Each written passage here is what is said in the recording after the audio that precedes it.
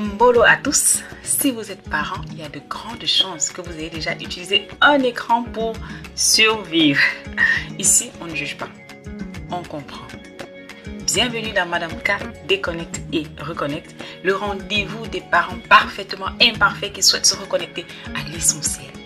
Je suis Madame K, éducatrice et praticienne en neurosciences appliquées, entre deux rires et quelques vérités qui piquent, parce qu'on va se parler franchement entre parents, parce que oui, je suis aussi maman.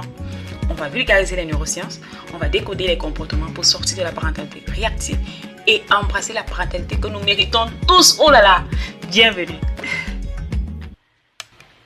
Il y a une expression qui est assez populaire dans notre communauté. J'entends très souvent les parents le dire. Peut-être que vous l'avez déjà dit aussi, en rigolant.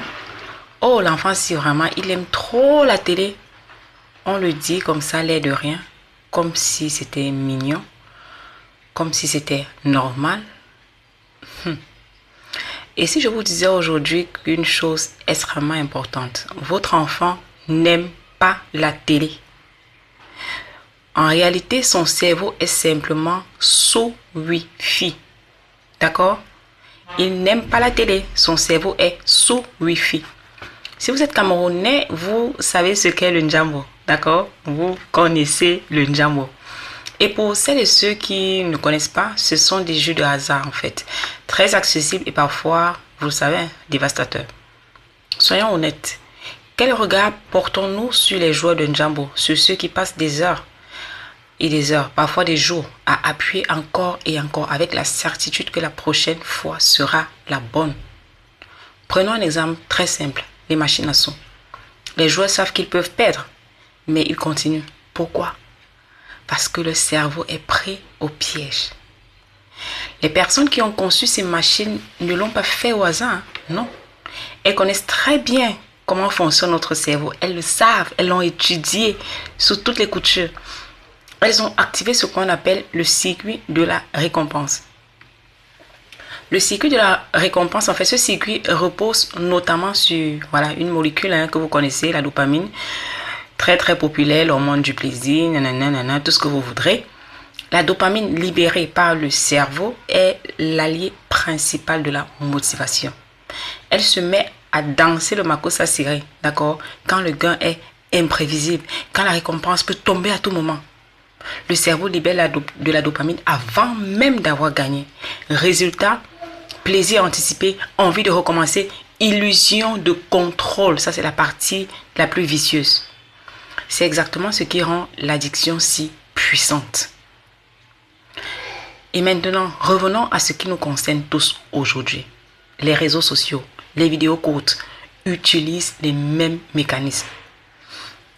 Scroller, attendre la prochaine vidéo, espérer le prochain like, même logique, même circuit cérébral. Et les enfants dans tout ça. Leur cerveau est encore en construction. Le cortex préfrontal, d'accord, celui qui régule, qui freine, qui dit stop, n'est pas mature. C'est pour ça que les enfants sont beaucoup plus vulnérables à cette stimulation intense.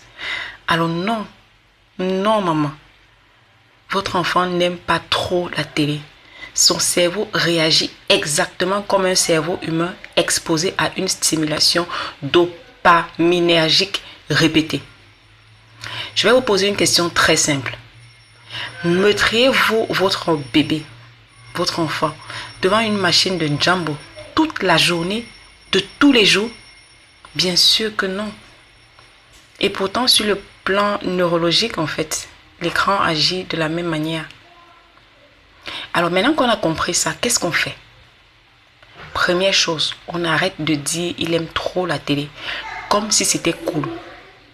Deuxième chose, on met en place un système familial protecteur, un système qui passe par la sensibilisation de l'entourage, des routines claires et des habitudes cohérentes. Et pour vous guider, je vous recommande une règle très connue en France, proposée par le psychiatre et chercheur Serge Tisseron dans son livre Apprivoiser les écrans et grandir. Dans cet ouvrage, le professeur, je crois que le professeur docteur, Serge Tisserand a développé une règle à mettre en place pour les enfants sur l'utilisation des écrans. Il s'agit de la règle 3-6-9-12 que vous pouvez également utiliser comme orientation pour vos nouvelles habitudes familiales.